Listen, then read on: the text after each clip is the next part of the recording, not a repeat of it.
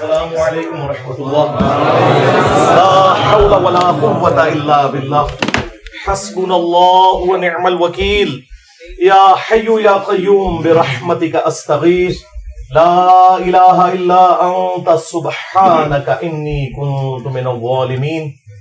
ربنا آتنا من لدنک رحمہ وہیئ لنا من امرنا رشدا. ربنا آتنا فی الدنیا حسنہ وفی الآخرة حسنة وقنا عذاب النار. اللهم صل على محمد وعلى آل محمد وأصحاب محمد وأزواج محمد وأمة محمد أجمعين إلى يوم الدين. آمين. الحمد لله رب العالمين والصلاة والسلام على سيد الأنبياء والمرسلين وعلى آلہ واصحابہ اجمعین الی یوم الدین. الحمدللہ آج 20 اگست 2023 کو سنڈے کے دن ہمارا یہ پبلک سیشن نمبر 108 منعقد ہونے جا رہا ہے. آپ کے یہ ریئل ٹائم سوالات پرچیوں کی شکل میں میرے پاس آئے ہوئے ہیں. انشاءاللہ میں انہیں بعد میں ڈسکس کروں گا. پہلے اس ویک کا ایک بڑا دل خراش انسیڈنٹ اسے میں چاہ رہا ہوں کہ تھوڑا بریف کر دوں، اور وہ ہے 16 اگست 2023 کو جو فیصل آباد کے پاس ایک شہر ہے جڑاں والا، وہاں پر کرسچن کالونی کے اندر توہین مذہب کی آڑ میں ایک مبینہ جو بیان کی گئی، اس کی ابھی تصدیق نہیں ہوئی کہ وہ کس حد تک درست ہے، اس کے پیچھے کون ہے، قرآن حکیم کی بے حرمتی، اسے بنیاد بنا کر تقریباً 19 کے قریب گرجوں کو آگ لگائی گئی، جلا کر راکھ کر دیا گیا، وہاں سے صلیبیں اتار کے توڑ دی گئیں، اور تقریباً 86 مکانات جو ہیں وہ نظر آتش ہوئے ہیں.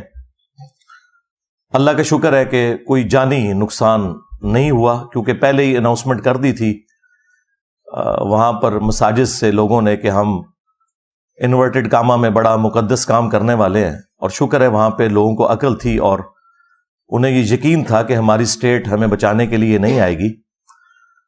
ہماری اسٹیٹ صرف ایکٹیو ہوتی ہے جب کسی اسٹیٹ کے ادارے کے بارے میں کوئی ورڈکٹ دے دے، کبھی غدار وطن کے نام کے اوپر اور کبھی توہین عدالت کے نام کے اوپر. عوام الناس کا کوئی پرسان حال نہیں ہے، تو وہاں سے عوام نکل گئی تھی. اس وجہ سے شکر الحمدللہ کافی حد تک بچت ہو گئی، لیکن املاک کو تو نقصان پہنچا ہے، اور جو گرجے ہیں ان کی توہین تو ہوئی ہے.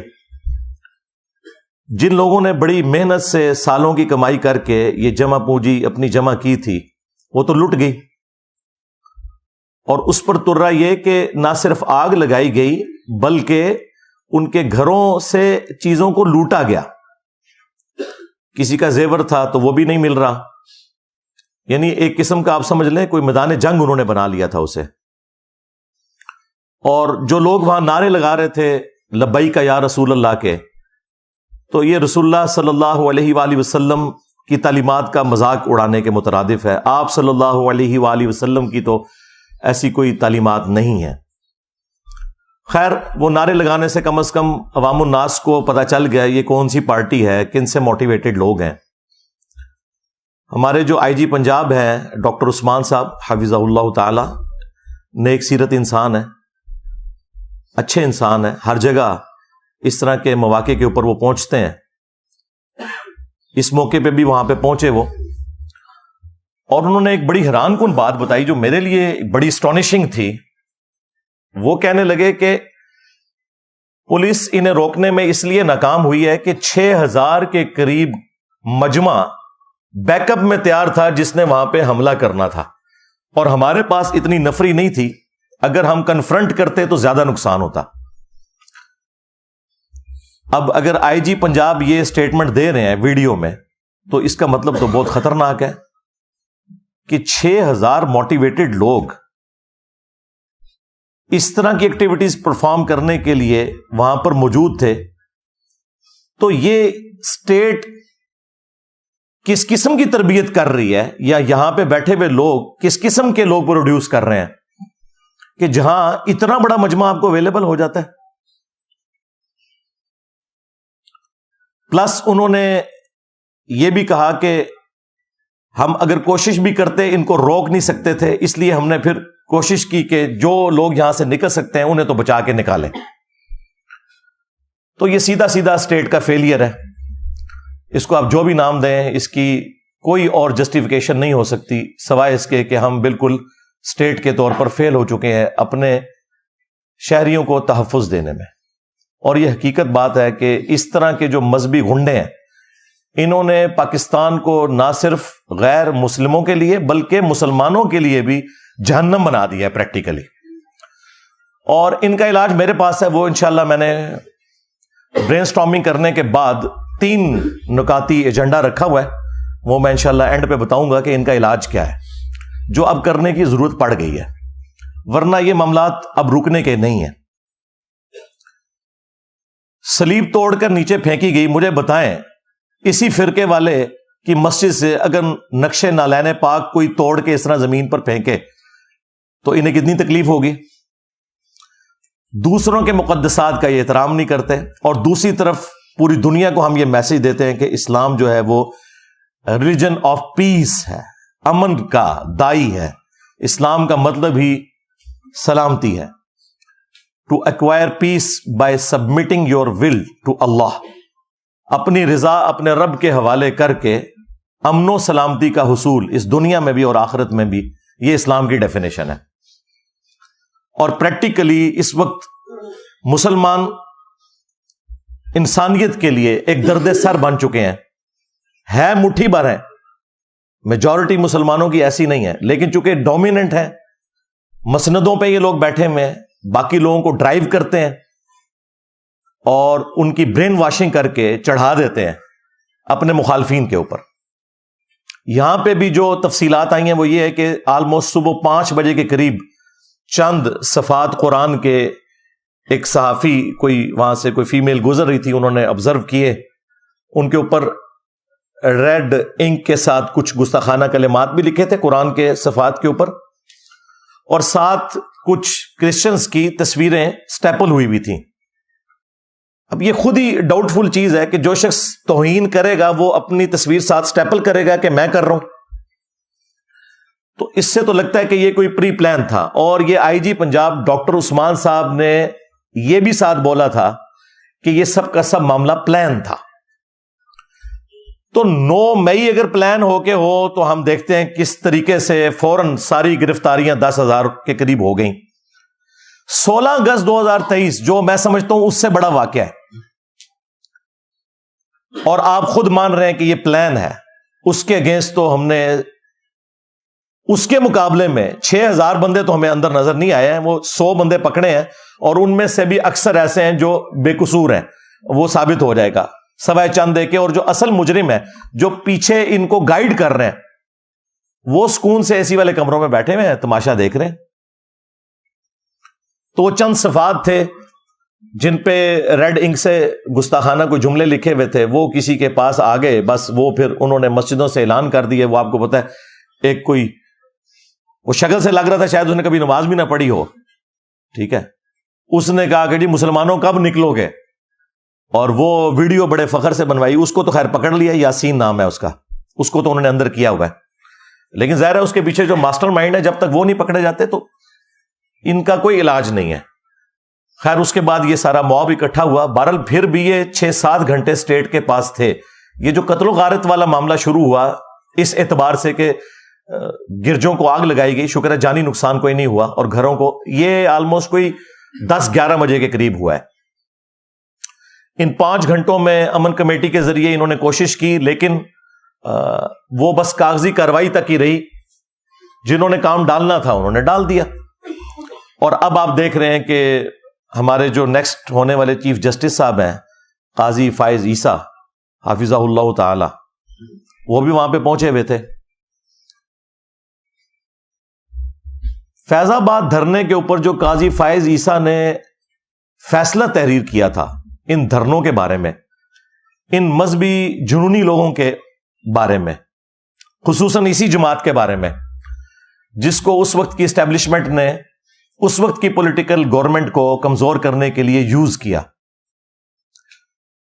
اگر اس فیصلے کے اوپر عمل ہوا ہوتا تو یہ دن ہمیں نہ دیکھنے پڑتے۔ چلیں اب تو ڈرائیونگ پوسٹ پہ آنے والے ہیں قاضی فائز عیسیٰ صاحب، ہم امید کرتے ہیں کہ جو ان کی خواہشات ہیں مختلف بیانات کے ذریعے پبلک میں آتی رہتی ہیں، تو اب پریکٹیکلی اس سیٹ پہ بیٹھیں گے تو انصاف دیں گے، اور انصاف ہو، ڈیٹرنس قائم ہو تو پھر نیکسٹ واقعات رکیں گے۔ لیکن تاریخ یہ ہے کہ آج تک کسی بھی واقعے کا کوئی اینڈ رزلٹ اس حوالے سے نہیں نکلا کہ کسی کو سزا ملی ہو۔ آج سے آلموسٹ 10 سال پہلے 2013 کے اندر بھی جوزف کالونی والا ایک ایشو ہوا تھا جس میں اس سے بڑی تباہی ہوئی تھی، 1000 کے قریب گھر جل گئے تھے۔ اس میں 115 بندے فائنل نامینیٹ ہوئے تھے، ثابت بھی ہو گیا کہ یہ لوگ شامل تھے، لیکن بڑی عدالتوں میں جا کے وہ چھوٹ گئے اس وجہ سے کہ ان کے مخالفین جو ہیں انہوں نے جو شواہد والا معاملہ ہے اس میں جا کے کمزوری دکھائی۔ ظاہر ہے سب کو اپنی جان عزیز ہے، انہوں نے پھر ان مجرمین کو پہچاننے سے انکار کر دیا جو کہ واقعی مجرمین تھے۔ میرا خیال ہے کہ آج کے اس ماڈرن دور کے اندر جب سی سی ٹی وی کیمرہ کے اندر سب کچھ ریکارڈنگ موجود ہے اور آپ نادرا کے آن لائن ریکارڈ کے ذریعے بالکل اسپیسیفائی کر سکتے ہیں کہ کلپریٹ کون ہے، تو یہ شواہد والا معاملہ چھوڑے ہیں، اب تو اس سے بات آگے جا چکی ہے۔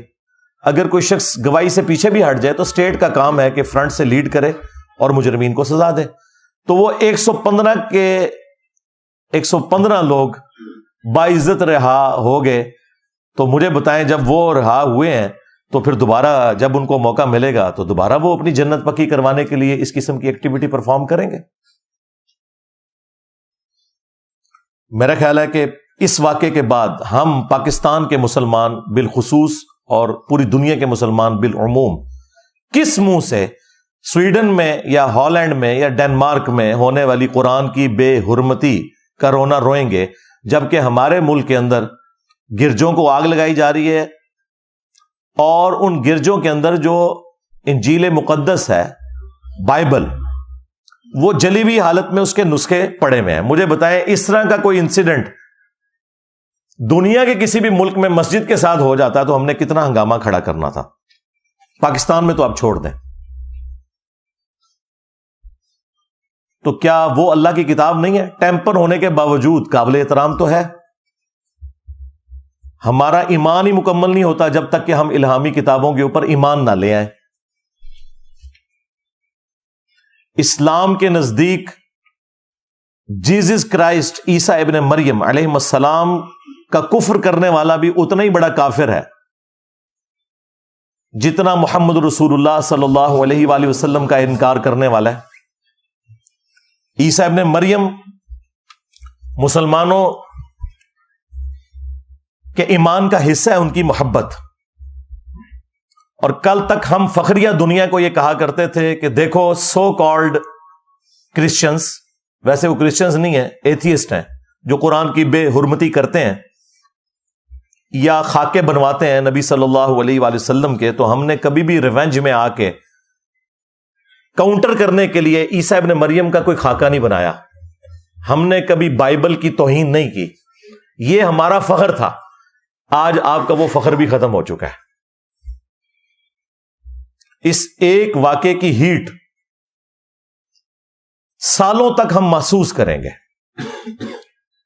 میرا خیال ہے جس طرح 9 مئی کو سیریس لیا پاکستان کی فوج نے، اس سے زیادہ سیریس اس 16 اگست کے ایشو کو لینا چاہیے، ادروائز یہ ملک تباہی کی طرف جا رہا ہے۔ اس کے لیے کاؤنٹر نیریٹو کیا ہے وہ میں بعد میں بتاؤں گا، پہلے میں تھوڑا سا مسلمانوں کو جھنجھوڑ لوں۔ اللہ تبارک و تعالیٰ نے سورہ آل عمران کے اندر سٹارٹ ہی میں پہلی 3 آیات کے اندر الہامی کتابوں کا ذکر کیا۔ ویسے تو قرآن میں کئی جگہ ذکر ہے، لیکن یہاں پہ اسپیسیفکلی آپ کو اسلام کا پوائنٹ آف ویو، مسلمانوں کا عقیدہ پتہ چل جائے گا۔ اعوذ باللہ من الشیطان الرجیم، بسم اللہ الرحمن الرحیم، الف لام میم، یہ تو حروف مقطعات ہیں۔ اللہ لا الہ الا هو الحی القیوم، اللہ ہی ہے کہ جس کے سوا کوئی معبود نہیں، اور وہ خود سے زندہ ہے، ہر چیز کو قائم کیے ہوئے ہے، تھامے ہوئے ہے۔ نزل علیک الکتاب بالحق، اے محبوب صلی اللہ علیہ وآلہ وسلم، یہ قرآن کتاب ہم نے آپ کے اوپر نازل کی ہے حق کے ساتھ، با مقصد، پرپز فل، مصدقا لما بین یدیہ، جو کہ تصدیق کرتی ہے ان کتابوں کی جو پہلے سے موجود ہیں لوگوں کے ہاتھ میں۔ تصدیق اس اعتبار سے کرتی ہے کہ وہ کتابیں بھی اللہ کی کتابیں تھیں، اور پریکٹیکلی تصدیق اس اعتبار سے کرتی ہے کہ ان کتابوں میں آخری کتاب اور آخری پیغمبر صلی اللہ علیہ وآلہ وسلم کی پروفیسیز موجود تھیں، تو قرآن کا آنا اور نبی صلی اللہ علیہ وآلہ وسلم کا آ جانا ان کتابوں کی تصدیق ہوگی کہ پریکٹیکلی ان کی پروفیسی صحیح ثابت ہوئی۔ وَأَنزَلَ التَّوْرَاةَ وَالْإِنجِيلَ، اور اللہ ہی نے اتاری تورات بھی اور انجیل بھی، اولڈ ٹیسٹمنٹ بھی اور نیو ٹیسٹمنٹ بھی، من قبل، اس سے پہلے، قرآن کے نزول سے پہلے، ہدی للناس، انسانیت کی ہدایت کے لیے، وَأَنزَلَ الْفُرْقَانَ، اور اب اللہ تعالیٰ نے حق اور باطل میں تمیز کرنے والی کتاب نازل کر دی ہے، یعنی فائنل ٹیسٹمنٹ۔ اولڈ ٹیسٹمنٹ بھی اللہ نے نازل کیا، نیو ٹیسٹمنٹ بھی، اور یہ فائنل ٹیسٹمنٹ الفرقان، حق اور باطل میں تمیز کرنے والی کتاب، یعنی ان کتابوں کے اوپر یہ نگہبان ہے کتاب۔ یہاں سے آپ کو یہ پتا چل گیا کہ اسلام میں مسلمانوں کے نزدیک تورات ہو، انجیل ہو، یہ بھی ہدایت کی کتابیں ہیں، اور ان پر ایمان لانا ضروری ہے۔ ان کا سورس بھی وہی خدا ہے، وہی اللہ ہے، کہ جو سورس ہے قرآن کا۔ اب احترام کے پوائنٹ آف ویو سے، قرآن کا احترام تو ہمیں پتہ ہے، وہ تو بتانے کی ضرورت ہی نہیں ہے، وہ اتنا احترام ہے کہ ہم نے اسے غلاف میں لپیٹ کے رکھا ہوا ہے، کہیں کھولنا نہ پڑ جائے۔ لیکن یہ ٹیمپرڈ فارم میں جو کتابیں ہیں ان کا بھی احترام ہے۔ سنن ابی داؤد کے اندر صحیح سند سے یہ حدیث ہے، جس کی صحت میں کسی کو اختلاف نہیں، 449 نمبر حدیث ہے، انٹرنیشنل نمبرنگ کے مطابق، جو سٹینڈرڈائز نمبرنگ ہے۔ یہودیوں نے نبی صلی اللہ علیہ وآلہ وسلم کو ایک مقدمے کے فیصلے کے لیے انوائٹ کیا، چونکہ آپ صلی اللہ علیہ وآلہ وسلم مدینے کے حکمران بھی بن چکے تھے، میثاق مدینہ بھی تھا، تو آپ صلی اللہ علیہ وآلہ وسلم یہودیوں کے گھر میں تشریف لے گئے، جہاں انہوں نے مدرسہ بنایا ہوا تھا۔ حدیث کے الفاظ ہیں کہ وہ گھر کے اندر ایک مدرسہ تھا، جہاں آپ صلی اللہ علیہ وآلہ وسلم کو بلایا گیا۔ تو انہوں نے آپ کو پروٹوکول دینے کے لیے، آج بھی عرب کے کلچر میں یہ پروٹوکول ہے کہ مہمانوں کو وہ گدی دیتے ہیں زمین پہ بیٹھنے کے لیے، تو انہوں نے ایک بڑی گدی دی، تو آپ صلی اللہ علیہ وآلہ وسلم اس گدی کے اوپر بیٹھ گئے۔ پھر آپ نے انہیں کہا کہ تم اپنی کتاب تورات لے کر آؤ، میں اس کے مطابق فیصلہ کروں گا۔ حالانکہ تورات ٹیمپرڈ فارم میں تھی، اس کے باوجود سب کچھ ہی تو اس میں تعریف شدہ نہیں ہے نا۔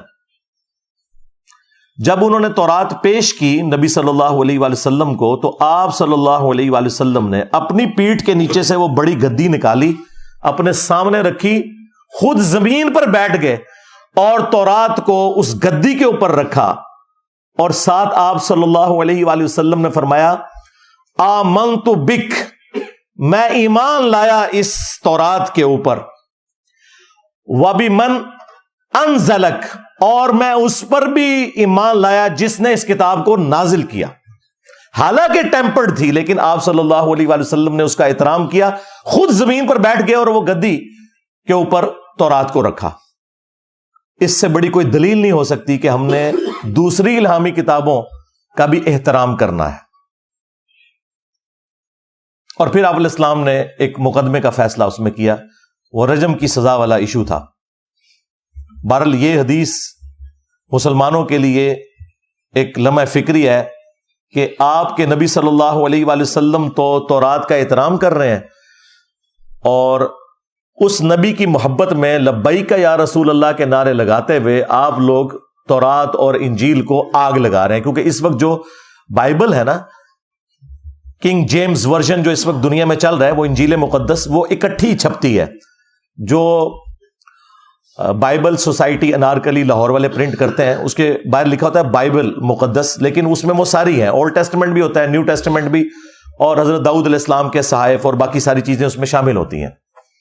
وہ جلے ہوئے نسخے آپ کے سامنے، بلکہ وہ 1-2 دن تک وہ سارے کا سارا ملبہ وہاں پہ جلتا رہا.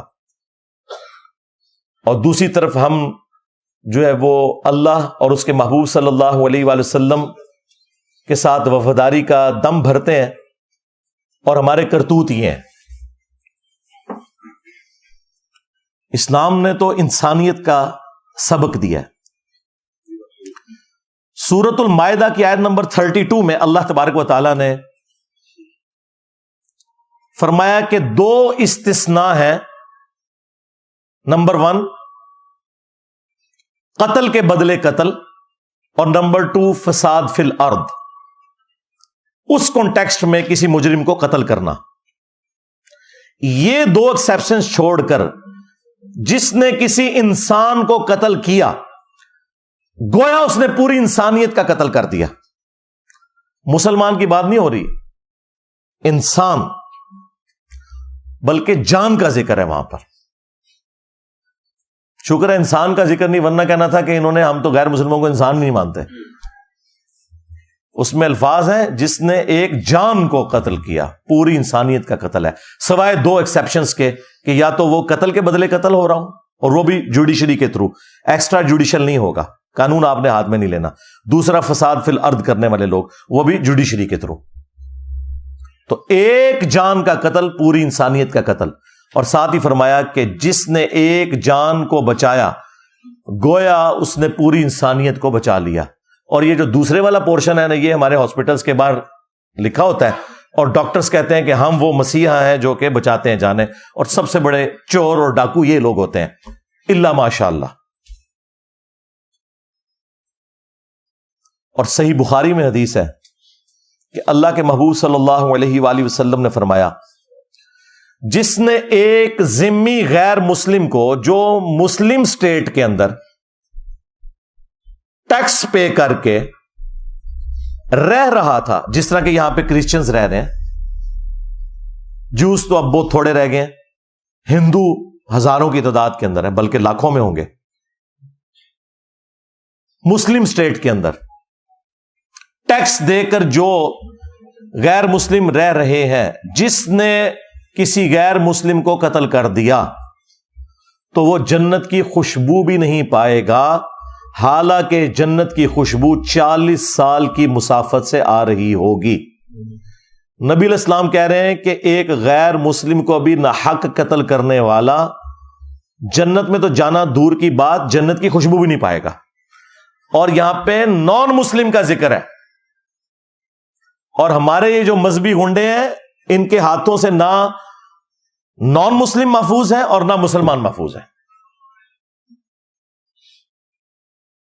یہ آیات، یہ احادیث کیا انہوں نے کبھی اپنے ممبروں سے بیان کی اور عوام الناس کو نارملائز کرنے کی کوشش کی؟ نہیں، یہ کام کبھی یہ کر ہی نہیں سکتے، ان کو کبھی توفیق ہی نہیں ملنی. ان کی تربیت خود بھی ایسی نہیں ہے، دوسرا ان کی کمپیٹنسی بھی نہیں ہے، اور تیسرا یہ جذباتی ڈاکٹرن کے ذریعے فساد مچا کے رکھنا چاہتے ہیں تاکہ ان کی جو روزی روٹی ہے نا وہ اس سے چلتی رہے. بس ٹوٹل ان کا جو مقصد ہے وہ یہ ہے. اب آ جائیں آخر میں، جو میں نے 3 نکاتی ایجنڈا برین سٹارمنگ کر کے بڑا سوچ کے تیار کیا ہے. ہو سکتا ہے کہ بعض لوگوں کو وہ برا بھی لگے، اس لیے میں اس کو بیان کرنے سے پہلے آپ سے ریکویسٹ کروں گا، صلو علی محمد و آل محمد، اللہم صلی علی محمد وعلی آل محمد واصحاب محمد وازواج محمد وامت محمد اجمعین الی یوم الدین.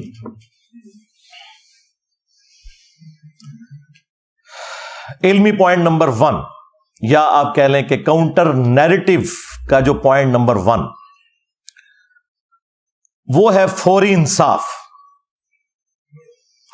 جب تک فوری انصاف نہیں ہوگا، نہ صرف اس معاملے میں بلکہ آج تک جتنے بھی اس طرح کے ایکسٹرا جوڈیشل معاملات ہوئے اور ان میں مجرمین آئیڈینٹیفائی ہوئے، ان کو سزائیں نہیں دی جائیں گی، تب تک مستقبل میں کبھی بھی ڈیٹرنس نہیں ہوگی. اس سے بھی آسان الفاظ میں سمجھاتا ہوں کہ جس طرح ہماری عدالتیں توہین عدالت کے مسئلے میں بڑی سینسٹیو ہیں، اور ہمارے ریاستی ادارے حب الوطنی کے نام کے اوپر کسی کو غدار وطن جب کہہ رہے ہوتے ہیں اور وہ سمجھ رہے ہوتے ہیں، اس معاملے میں جتنے وہ سینسٹیو ہیں، یا ابھی حالیہ جو یہ 9 مئی والا واقعہ ہوا، اس کے اوپر جتنے سینسٹیو ہیں، اور فوراً وہ سارے کے سارے معاملات انہوں نے طے کر لیے ہیں کہ اب یہ بھی ہوگا، یہ بھی ہوگا، وہ بھی ہوگا، اور سینٹ سے بھی انہوں نے اب فائنل اپروول کروا لی ہے، اور کتنی انہوں نے ایکٹس کے اندر تبدیلیاں کروا لی ہیں. اسی طرح کے معاملات جب تک یہ مذہبی گھنڈوں کے لیے نہیں ہوتے نا، جنہوں نے پاکستان کو جہنم بنا دیا پریکٹیکلی، مسلمانوں کے لیے بھی اور غیر مسلمز کے لیے بھی، اس معاملے میں سے کچھ بھی نہیں نکلنے والا. اور یہ جو تھوڑی بہت آپ کو پالیسی کا شفٹ بھی پچھلے کچھ سالوں میں نظر آیا نا، اس میں بھی ہمارے ریاستی اداروں کا اس حوالے سے کوئی پلان نہیں تھا کہ انہوں نے یہ کام کرنا ہے. وہ اسی طریقے سے چل رہے تھے کہ مولویوں کو انہوں نے بھرتی کیا ہوا تھا، نان اسٹیٹ ایکٹرز کو اپنے مقاصد کے لیے یوز کرتے تھے، اور پھر مولوی ان کا بھی کام کرتے تھے اور اپنا بھی کام نکالتے تھے. اور یہ باتیں میں اس وقت سے کر رہا ہوں جب انہوں نے گود لیا ہوا تھا. اس وقت کو بات کرنا بھی ایک بڑی دلیری کا کام تھا. آج تو یہ خود کہہ رہے ہیں کہ جی یہ ہمارے گاٹے فٹ ہو گئے، لیکن ان کو اس وقت ہماری بات نہیں سمجھ آئی. میری 2012-13 کی ویڈیوز یوٹیوب پہ اپلوڈ ہے، نیچے اپلوڈنگ ڈیٹ بھی آ جائے گی، میں اس وقت کیا باتیں کر رہا تھا. آج بھی ان کو عقل نہیں آنی تھی اگر FATF حافظہ اللہ تعالی نہ ہوتا، ہاں، اور ان کے چندے بند نہ ہوتے جو باہر سے فنڈ لیتے ہیں، تو کبھی بھی انہوں نے اپنی اصلاح نہیں کرنی تھی. یہ جو ضرب عزب یا رد الفساد، یہ جو فوجی آپریشنز ہیں، یہ کرولریز ہیں، یہ بچے ہیں. اصل مسئلہ وہ ہوا ہے FATF والا. اگر وہ نہ ہوتا تو آج ہمیں اس کی ہوش ہی کو نہیں تھی آنی. تو جب تک فوری انصاف نہیں ہوگا، جس طرح کے اپنے معاملات میں فوراً میڈیا کو بھی کنٹرول میں کرتے ہیں، صحافیوں کو بھی پکڑ لیتے ہیں، احتجاج کرنے والوں کو بھی پکڑ لیتے ہیں، اور مقدمات ان کے اوپر بنا کے آگے معاملات کو لے کے چلتے ہیں، جب تک اس طرح کا سپیڈی ٹرائل ان مذہبی گنڈوں کا نہیں ہوتا، کچھ بھی نہیں نکلے گا. علمی پوائنٹ نمبر 2 یا کاؤنٹر نیریٹو کا پوائنٹ نمبر 2، میں نے ایک ٹرم اس حوالے سے انٹروڈیوس کی ہے کہ ابھی تک جو فوجی آپریشنز تھے نا، جو بڑے دو ہوئے FATF کی وجہ سے، ضرب عزب اور رد الفساد، اب ایک اور فوجی آپریشن لانچ ہونا چاہیے. اس کا نام ہونا چاہیے رد النفاق، کیونکہ یہ بیسیکلی جو مذہبی دہشت گرد ہے نا، یہ منافق ہے عملاً. عقیدے میں چلے ہم ان کے کلمے کا احترام کرتے ہیں، عملاً یہ منافق ہیں. اور ان منافقین کے رد کے لیے ایک آپریشن لانچ ہونا چاہیے، رد النفاق. اس کا نام رکھیں رد النفاق، جس نے رد الفساد رکھا تھا نا انہوں نے، رد النفاق. جو اس طرح کے منافقین ہیں جو اسلام کی صفوں میں گھسے ہوئے ہیں، خواہ وہ مسلمان بن کے ہیں یا جس طریقے سے بھی، ان کے خلاف آپریشن ہونا چاہیے. اور اس کے لیے کیا کیا جائے؟ اس میں اس قسم کے جتنے بڑے بڑے لوگ ہیں ان سے گن پوائنٹ کے اوپر اس طرح کے تمام ماضی کے جو واقعات ہیں، یا جو یہ حالیہ واقعہ ہوا جڑا والا، اس کی مذمت کروائی جائے. یعنی کہ آپ کی لینگویج میں پریس کانفرنس کروائی جائے. ہاں، اور سمجھ آئے گی. جس طرح 9 مئی کے بعد پریس کانفرنسز کروائی گئی ہیں نا، یہ صرف سافٹ ٹارگٹ پولیٹیشنز ہی ہوتے ہیں کہ ان سے آپ پریس کانفرنسز کروا لیتے ہیں. مولوی تو کوئی آپ کے قابو نہیں آتا. میں نے تو کوئی اس قسم کا گنڈا مولوی نہیں دیکھا جس نے کبھی دبے الفاظ میں بھی مذمت کی ہو. بلکہ کل میں رات کو دیکھ رہا تھا، وہ ہمارے جو بھائی ہیں چھوٹے، اقرار الحسن، وہ سرعام پروگرام کرتے ہیں، تو وہ پریکٹیکلی وہاں کے جو حالات انہوں نے دکھائے ہیں، یقین کریں میرے تو آنکھوں میں آنسو آ گئے. میں نے جو وہاں لوگوں کی حالت دیکھی ہے, ٹھیک ہے. اب ایک امیر آدمی کو اس سے کیا غرض کہ ایک غریب آدمی کے لیے بچی کا جہیز کا زیور کتنی بڑی اہمیت رکھتا ہے, جو لوٹ لیا آپ نے اسلام کے نام کے اوپر. یہ پتہ نہیں کون سا اسلام ہے. ایک بار گھر جل جائے, ختم ہو جائے, تو دوبارہ پھر اس زندگی میں انسان نہیں بنا سکتا. زندگی میں ایک ہی گھر بنایا جاتا ہے. ایک غریب آدمی, ان میں سے کئی لوگ کرائے پہ بھی رہ رہے تھے. تو اینڈ پہ اس نے نا کچھ مولویوں کے بھی انٹرویو کیے ہیں, تو میں بڑا پازیٹیولی بیٹھا تھا. میں نے کہا یہ مولوی بھی کنڈیم کریں گے جو وہاں کی عمل کمیٹی. کسی نے ایک جملہ بھی نہیں بولا. وہ سارے کہہ رہے ہیں جی ہمیں قرآن شریف پڑھنا چاہیے تاکہ ہمیں پتہ چلے کہ قرآن کی کیا اہمیت ہے اور قرآن کی بے رحمتی نہیں ہونی چاہیے. اس واقعے کو انہوں نے ڈسکس تک نہیں کیا, حالانکہ ٹاپک ان سے یہ پوچھا جا رہا تھا. تو اس کا مطلب یہ ہے کہ رد النفاق ضروری ہے. میں کہتا ہوں اس کے اوپر اب سوشل میڈیا کے اوپر کمپین چلنی چاہیے کہ آپریشن رد النفاق لانچ کیا جائے. ان غنڈے مولویوں کو ان سے پریس کانفرنسز کروائی جائیں. جتنی بھی دہشت گرد تنظیمیں ہیں اس قسم کی مذہب کے نام کے اوپر, ان سے لا کر بیان دلوائے جائیں اور وہ اس کی مذمت کریں. اور ساتھ ہی ساتھ جو شریف النفس قسم کے علماء ہیں جن کے ڈنگ نکلے ہوئے ہیں یا ہے ہی نہیں بیچاروں کے, ممی ڈیڈی قسم کے, جس طرح مولانا طارق جمیل صاحب,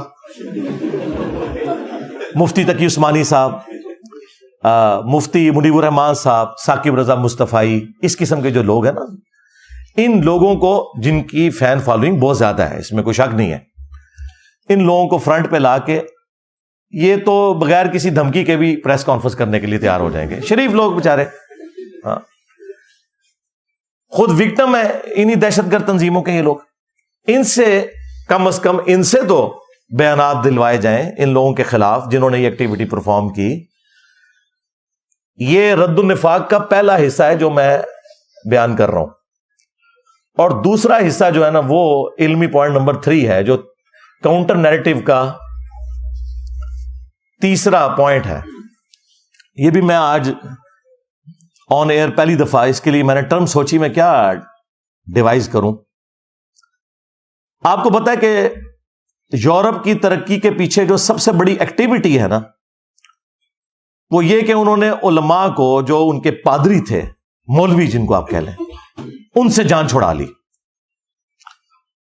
اور انہیں ایک ویٹیکن سٹی بنا کے دے دیا کہ جو کچھ تم نے کرنا ہے نا یہاں کرو بیٹھ کے. جب سے یہ ویٹیکن سٹی بنا ہے نا کرسچنز کا, اس دن سے یورپ نے ترقی کا آغاز کیا اور آج وہ دنیا کو لیڈ کر رہے ہیں. جب تک یہ مولوی تھا عذاب الہی بنا ہوا تھا ان کے لیے. اس کا آغاز تو ہوا فرینچ ریولوشن سے 1789 میں.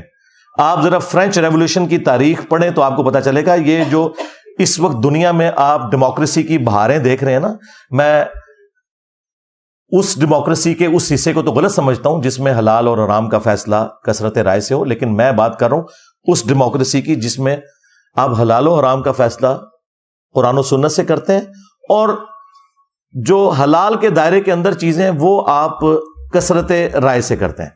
بہرحال یہ جو برکات آج آپ دیکھ رہے ہیں نا, اس کا آغاز فرینچ ریولوشن سے ہوا ہے. اس سے پہلے انسانوں کے غلام تھے امپائرز کی شکل میں.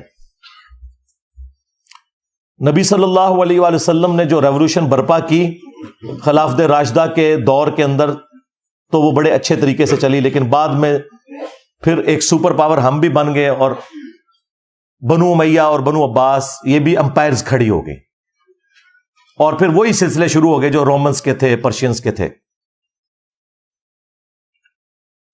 فرینچ ریولوشن جو آئی ہے اس نے پہلی دفعہ وہ آپ سمجھ لیں کلٹ توڑا.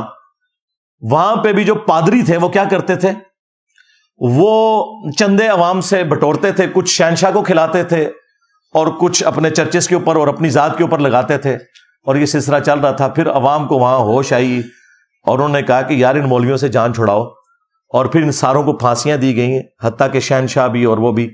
اور یہ پہلا اس ماڈرن دور کے اندر جو پہلا آپ سمجھ لینا ایک مائل سٹون ہے وہ فرینچ ریولوشن ہے 1789. پھر اس کے بعد آہستہ آہستہ یہ چیز پھیلتی چلی گئی.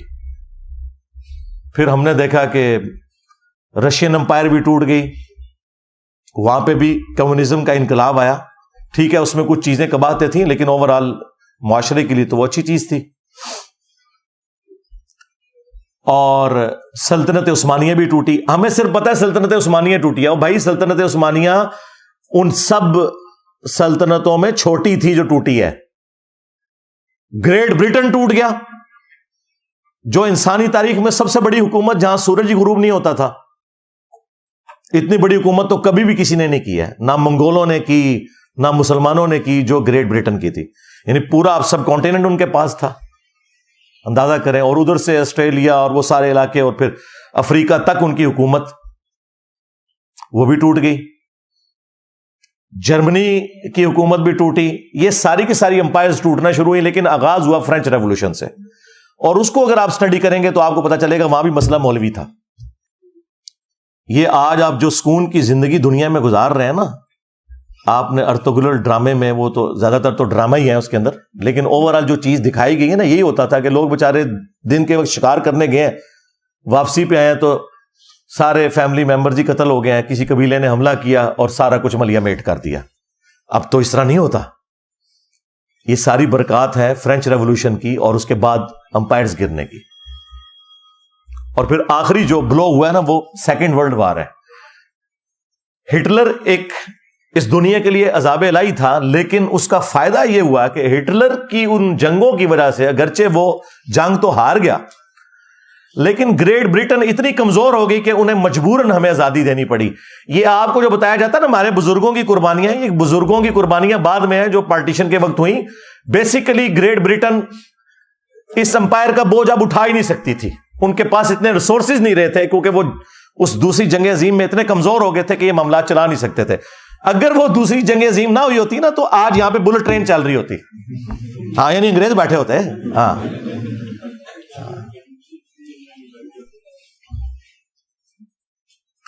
تو یہ سارے کے سارے جو معاملات ہوئے, تو میں نے وہ بات اس سے سٹارٹ کی تھی کہ یہ مولویوں کو جب انہوں نے نکالنا ترقی کی ہے, تو میرا یہ مطالبہ ہے, یہ کاؤنٹر نیریٹو میں پوائنٹ نمبر 3 ہے کہ ویٹیکن سٹی کے طرز کے اوپر ایٹ لیسٹ پاکستان میں ایک مولوی سٹی بنانا چاہیے. اس کا نام بھی مولوی سٹی ہو. اور یہ تو فخری اپنے آپ کو مولوی کہتے ہیں نا, مولوی بہت آنریبل لفظ ہے. ہمارا محبوب, ہمارا آقا مولانا, ہم نبی الاسلام کے لیے بھی درود شریف میں اللہم صلی علی سیدنا و مولانا استعمال کرتے ہیں. اللہ کے لیے بھی ہوتا ہے انت مولانا, لیکن وہ پھر اور معنوں میں ہو جائے گا, وہ تو الٹیمیٹ معنی ہے. لیکن یہاں پہ تو مولوی سٹی بنایا جائے جسٹ لائک ویٹیکن سٹی, اور اس طرح کے سارے مولوی وہاں پہ بھیج دیے جائیں. میں نہیں کہتا کہ انہیں آپ پھانسی چڑھائیں, وہاں انہیں رکھیں, ساری فیسلٹیز دیں ان کو, اور جو جو بندہ اس کے لیے کوالیفائی کرتا ہے نا, اسے وہاں پہ یہ رکھنا شروع کر دیں. اور آپ دیکھیں گے کچھ عرصہ تک تو یہ معاملات خراب رہیں گے, لیکن پھر بہتری آنا شروع ہو جائے گی. آج آپ کو جو ویٹیکن سٹی میں بیٹھے ہوئے پاپ اور اس کے جو حواری ہیں, ان کے اندر جو اتنی سادگی اور یہ چیزیں سب کچھ نظر آ رہی ہے نا, اس وجہ سے کہ ڈنگ نکل گیا ہے. ورنہ یہ ساری صلیبی جنگیں مسلمانوں کے خلاف انہی مولویوں نے کی ہوئی تھی, پادریوں نے. یہ پوپ جو آج کل اتنے منکسر المزاج ہیں کہ وہ غریب لوگوں کے پاؤں دھو رہے ہوتے ہیں یہ بتانے کے لیے کہ ہمارے اندر کتنی عاجزی ہے, یہ وہ لوگ ہیں جنہوں نے صلیبی جنگیں کروائی ہوئی ہیں. پوری دنیا کا امن ان لوگوں نے برباد کیا ہے. خدا بھلا کرے, جب یہ ویٹیکن سٹی بنا ہے نا, اس کے بعد سے یورپ نے ترقی کی اور دنیا میں سکون آیا. میں بھی یعنی اس وقت پریکٹیکلی تو آرمی چیف سے ہی کہوں گا, اس کی وجہ یہ ہے بدقسمتی ہے ہماری. یہ ساری باتیں تو ہمیں پرائم منسٹر سے کرنی چاہیے, لیکن ایک ریالٹی ہے کہ پاکستان میں فوج کی ایک پاور ہے, اور جو کو تھوڑی بہت آپ کو کچھ عرصہ پہلے کمزوری نظر آ رہی تھی, تو وہ آپ نے دیکھا ہے وہ اب کس طریقے سے سامنے آئے. تو ٹھیک ہے, کوئی عوام کے لیے بھی سوچیں. اس وقت تو آرمی اتنی اسٹرانگ ہوئی ہوئی ہے کہ جو سیاسی جماعتیں ہیں وہ بھی اب پیچھے ہٹی ہوئی ہیں, اور جو ایک کوئی جماعت تھی وہ اس کے بھی سارے لیڈرز انہوں نے گرفتار کر کے جو کچھ کر دیا. اس میں ان کا بھی قصور ہے, کیونکہ وہ لوگ خود پہلے یہی کچھ تھے. جس طرح نواز شریف صاحب جب تک نکالے نہیں گئے تھے, اس وقت اسٹیبلشمنٹ کی گود میں تھے. جب نکالے گئے تو ووٹ کو عزت دو. عمران خان صاحب نے جو اپنے مخالفین کے ساتھ کیا اسٹیبلشمنٹ کے ساتھ مل کے, جو جو شرمناک حرکتیں کی, آج وہ بھگت رہے ہیں. ہم اس وقت بھی کہتے تھے کہ یہ آپ کے ساتھ بھی یہ کچھ ہوگا, اور میں نے اس وقت بھی کہا تھا اس وقت ہم آپ کے لیے آواز اٹھائیں گے جس طرح آج آپ کے مخالفین کے لیے اٹھا رہے ہیں, اور الحمدللہ اٹھائی. بہرحال عمران خان صاحب بھی آج کل بڑے نظریاتی ہوئے ہیں, تو پریکٹیکلی اس وقت فورٹ ظاہر ہے ڈرائیونگ سیٹ کے اوپر ہے, پہلے بھی تھی اب تو بہت زیادہ آ گئی ہے. تو یہ نیکی کا کام کرتے ہیں. یہ 3 جو میں نے پوائنٹس دی ہیں, نمبر 1 عدل و انصاف والا. اب تو خیر یہ ان کا بڑا آپس میں انڈرسٹینڈنگ بھی بہت ہے, قاضی فائز عیسیٰ کی اور آرمی چیف کی, یعنی یہ پہلے سے انڈرسٹینڈنگ ان کی. اور ڈگنیٹی والا انسان ہے فائز عیسیٰ, وہ ہمارے سامنے موجود ہیں. اور وہ فوری انصاف والا جو میں نے 3 پوائنٹس بتائے تھے, نمبر 1 فوری انصاف, نمبر 2 رد النفاق, یہ تو فوج کے کرنے کا کام ہے رد الفساد کی طرح, اور نمبر 3 مولوی سٹی کا قیام. ہاں, فوراً سے پہلے عمل میں لایا جائے. یہ عوام کا درینہ مطالبہ ہے کہ ویٹیکن سٹی کی طرز کے اوپر ایک مولوی سٹی بنایا جائے. یار میں نہیں کہتا انہیں بلوچستان میں پھینکے, ویسے جگہ تو زیادہ وہاں ہے اور قابل بھی اس جگہ کہیں گے, ہاں, لیکن چلو ان کو ناردرن ایریا میں یار کوئی اچھی سی فیسلٹی دے دیں, وہاں پہ بھی کوئی نہ کوئی جگہ نکل آئے گی. اس قوم کی جان چھڑائے, انہوں نے جہنم بنا دیا ہے اس ملک کو, مسلمانوں کے لیے بھی اور غیر مسلموں کے لیے بھی. ٹھیک ہے, ہاں جو اچھے لوگ ہیں ہم ان کی تعریف کرتے ہیں, وہ تو ٹھیک ہے, ان کو رہنا چاہیے. لیکن جو اس قسم کے غنڈے ہیں, ان سے عوام کی جان فوج ہی چھڑوا سکتی ہے. پھر ظاہر اس کے لیے آرمڈ کنفلکٹ ہوگا, یہ ذہن میں رکھیے گا. اتنی جلدی یہ لوگ اپنی جان نہیں چھوڑیں گے. اسلام کو بھی مجبوراً تلوار اٹھانی پڑی ہے. رومنز اور پرشینز کو اکھاڑنا کوئی آسان کام تھا, بدماش کو اپنی پوسٹ چھوڑتا ہے. اور اس طرح کا جو آرمڈ کنفلکٹ ہے وہ بالکل جائز ہے. بلکہ وہ اگلے دن آرمی چیف نے تقریر میں خوارج کی ٹرم استعمال کی ہے مذہبی دہشت گردوں کے لیے. لیکن یہ بھی خوارج ہیں جن کو آپ اپنا ایسٹ سمجھے ہوئے ہیں, یہ بھی خوارج ہی ہیں. ہاں, ان کو اپنا ایسٹ نہ آپ لوگ سمجھیں, یہ بھی مصیبت بنے ہوئے ہیں. یہ تو نہیں کہ جب اے پی ایس پہ حملہ ہوگا تو پھر ہی کوئی ایکٹیویٹی پرفارم ہوگی. یہ عوام کو تو کاٹ رہے ہیں اتنے عرصے سے. تو یہ مولوی سٹی کا قیام بہت زیادہ ضروری ہے, اور عام کنفلکٹ ہو تو ضرور ہو. آپریشن رد النفاق کے نام سے لانچ کیا جائے. اور اللہ تعالیٰ نے سورۃ الحج میں آیت نمبر 40 میں ارشاد فرمایا کہ اگر اللہ تعالیٰ بعض لوگوں کو بعض سے ٹکروا کر, یعنی جنگوں کا معاملہ نہ کرتا, تو کوئی خانقاہ, کوئی گرجا, کوئی معبد جو یہودیوں کے عبادت خانے, اور کوئی مساجد یہ سلامت نہ رہتی کہ جہاں پر اللہ کا کثرت سے ذکر کیا جاتا ہے. اسلام نے تمام مذاہب جو آسمانی ہیں ان کی عبادت گاہوں کے بارے میں کہا کہ یہ قائم ہے, اور ان میں اللہ کا ذکر اس لیے ہو رہا ہے کہ بعض کو بعض سے اللہ تعالیٰ ٹکرواتا ہے. یعنی جو جہاد ہے, قتال ہے, جو صحیح کاز کے لیے ہو, یہ اس کی برکت سے یہ سب کچھ ہوتا ہے. دیکھ لیں کرسچنز جب پورے عروج پہ تھے, یہودیوں کو گھسنے نہیں دیتے تھے یروشلم میں. یہ تو بیت المقدس جب سیدنا عمر نے فتح کیا تو انہوں نے انٹرنیشنل سٹی ڈکلیئر کیا اور یہودیوں کو آنے کی اجازت ملی. تو وہ اگر آرمڈ کنفلکٹ سیدنا عمر نہ کرتے, جنگ یرموک نہ ہوئی ہوتی, تو یہودی اپنے اس علاقے میں واپس جا سکتے تھے یا وہاں زیارت کے لیے جا سکتے تھے. تو اس طرح کا آرمڈ کنفلکٹ تو کرنا پڑتا ہے. باقی اسلام نے کبھی تلوار کی زور پہ کسی کو اسلام میں داخل نہیں کیا. ہاں, وہ سورۃ البقرہ میں واضح آیت ہے, لا اکراہ فی الدین قد تبین الرشد من الغی. دین قبول کرنے کے معاملے میں کسی کے اوپر کوئی جبر نہیں ہے. اللہ تعالیٰ نے ہدایت کو گمراہی سے الگ کر کے بیان کر دیا ہے. اب جس کی مرضی وہ قبول کرے, جس کی مرضی نہ قبول کرے. اینڈ پہ میں پھر ریکویسٹ کروں گا کہ انصاف کا دامن تھاما جائے, اور فوراً سے پہلے کوئی اس معاملے میں حق کی آواز سننے کو ملے ہمارے بڑوں کی طرف سے, چیف جسٹس کی طرف سے, آرمی چیف کی طرف سے. پرائم منسٹر تو اس وقت پریکٹیکلی کوئی ہے ہی نہیں ہے کیونکہ الیکٹڈ بندہ نہیں ہے, لہٰذا وہ تو ایک برکت کے لیے ہیں, ان کا بھی چلے نام لے دیتے ہیں, وہ بھی خوش ہو جائیں. تو جب کوئی الیکٹڈ پرائم منسٹر آئے، کوئی بھی آئے جو عوام کا نمائندہ ہو، تو اس کے لیے میں پہلے ریکویسٹ کر رہا ہوں کہ آپ نے حق کے لیے، انصاف کے لیے کھڑے ہونا ہے عوام کے ساتھ. اور سورۃ المائدہ میں اللہ تعالیٰ نے یہاں تک فرمایا کہ اے ایمان والو، اللہ تعالیٰ کے لیے گواہی دیتے ہوئے انصاف کے لیے کھڑے ہو جاؤ، اور تمہیں کسی قوم کی دشمنی اس پر نہ ابھارے. وَلَا يَجْرِمَنَّكُمْ شَنَآنُ قَوْمٍ عَلَىٰ أَلَّا تَعْدِلُوا اعْدِلُوا هُوَ أَقْرَبُ لِلتَّقْوَىٰ. کسی قوم کی دشمنی تمہیں اس پر نہ ابھارے کہ تم انصاف کا راستہ چھوڑ دو. انصاف کرو، یہی تقوی کے قریب ہے. آپ نے یہ نہیں دیکھنا کہ اس میں اب رگڑا ہمارے مسلمان بھائیوں کو لگ رہا ہے، نہیں، رگڑا لگانا ہے، تب ہی آپ پاکستان کو ایک بہتر مستقبل دے سکتے ہیں. میں اس پہ اور بھی کافی دیر بول سکتا تھا، لیکن وہ پھر ویڈیو بہت لمبی ہو جائے گی.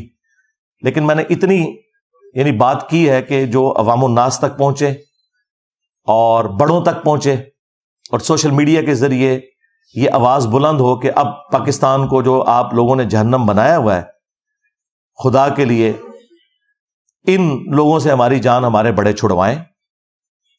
اور کاؤنٹر نیریٹو بھی میں نے دے دیا ہے. یعنی لوگ کہتے ہیں کہ صرف لوگ چیختے ہیں، میں تو ہر کریٹیکل ٹاپک کے اوپر بولتا ہوں، پھر کاؤنٹر نیریٹو بھی اور اس کا سولوشن بھی دیتا ہوں. اینڈ پہ ہم دعا کرتے ہیں پاکستان کے لیے بالخصوص، اور باقی مسلم امت کے لیے بالعموم، اور باقی پوری انسانیت کے لیے بالعموم، کہ اللہ تعالیٰ اس دنیا کو رہنے کے قابل جگہ بنائے. اللہم انی اسألک بانک انت اللہ لا الہ الا انت الاحد الصمد الذی لم یلد ولم یولد ولم یکن له کفوا احد والہکم الہ واحد لا الہ الا هو الرحمن الرحیم. الف لام میم. اللہ لا الہ الا هو الحی القیوم. اللہم صلی علی محمد وعلی آل محمد. اللہم ربنا آتنا فی الدنیا حسنہ وفی الآخرۃ حسنۃ وقنا عذاب النار. ربنا آتنا من لدنک رحمہ وہیئ لنا من امرنا رشدا. اللہم احسن عاقبتنا فی الامور کلہا وَأَجِرْنَا مِنْ خِزْيِ الدُّنْيَا وَعَذَابِ الْآخِرَةِ. اے اللہ، جن جن بھلائیوں کا سوال تیرے محبوب صلی اللہ علیہ وآلہ وسلم نے تجھ سے کیا، ہمارے حق میں، ہمارے ماں باپ کے حق میں، پوری امت کے حق میں قبول و منظور فرما. خصوص بالخصوص اے اللہ کشمیر میں، انڈیا میں، فلسطین میں، چائنا میں، افغانستان میں، شام میں، عراق میں، یمن میں، جہاں کہیں بھی مسلمان پاکستان کے اندر بھی کس پرسی کی زندگی گزار رہے ہیں، غیب سے ان کی عزت، آبرو، جان و مال کی حفاظت فرما. اے اللہ خصوص بالخصوص ہمارے ملک پاکستان کی خیر فرما، اسے اندرونی اور بیرونی خطرات سے محفوظ فرما، اسے رہنے کے قابل بنا. اے اللہ اسے ترقی عطا فرما، اور یہاں پر یہ جو مذہبی گنڈے ہم پر مسلط ہوئے ہیں، اے اللہ ان کے شر سے ہماری جان چھڑا، اور پاکستان کو مسلمانوں کے لیے بھی، غیر مسلموں کے لیے بھی ایک امن کا گہوارہ بنا. اے اللہ حاضرین کے دلوں میں جو جو نیک اور جائز دعائیں ہیں قبول و منظور فرما. اے اللہ جو مسلمان فوت ہو چکے ہیں ان کی مغفرت فرما، جو زندہ ہیں انہیں قبر و آخرت کی تیاری کرنے کی توفیق عطا فرما. اے اللہ تمام مسلمانوں کی تمام دینی، دنیاوی، جسمانی، روحانی، ظاہری، باطنی پریشانیاں، تکلیف، مصیبتیں، دکھ درد، بیماریاں، دشواریاں دور فرما. سبحان ربک رب العزت عما یصفون وسلام علی المرسلین والحمد للہ رب العالمین. وصلی اللہ علی النبی الکریم وعلی آلہ واصحابہ اجمعین الی یوم الدین. آمین.